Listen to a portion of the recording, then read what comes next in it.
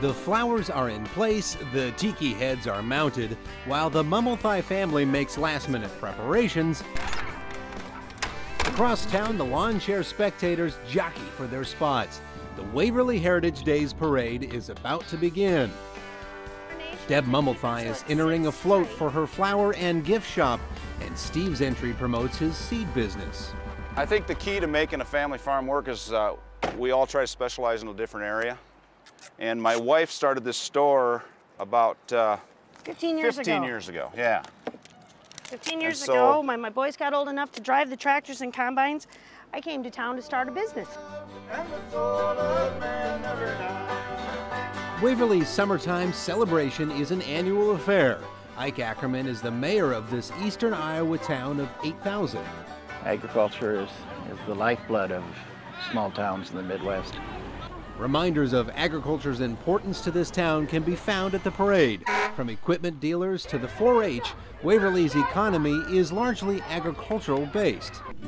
About 5 miles from town, the Mummelthais grow about 1,000 acres of corn and soybeans. We're always trying to think of ways to be creative, and you know, when you want to live in an area and sustain a lifestyle, you have to always be looking for the next thing. He also sells corn and soybean seed to other area farmers. His sons help him with the family business. Today, they're operating this seed wagon converted into a parade candy shooter.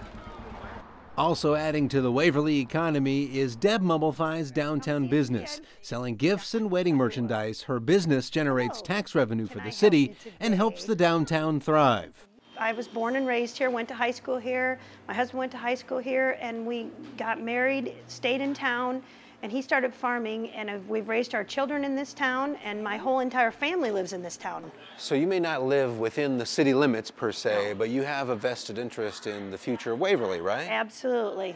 While the reach of that agricultural economic impact is worth celebrating, townspeople across the Heartland have learned that when times are tough on the farm, they feel the direct impact. Agriculture is kind of like construction. It's cyclical.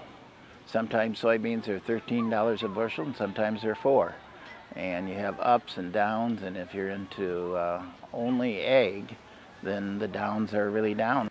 And just like the Mummelthais diversifying to maintain their family finances, town leaders have learned that over the years, diversification is essential for economic survival.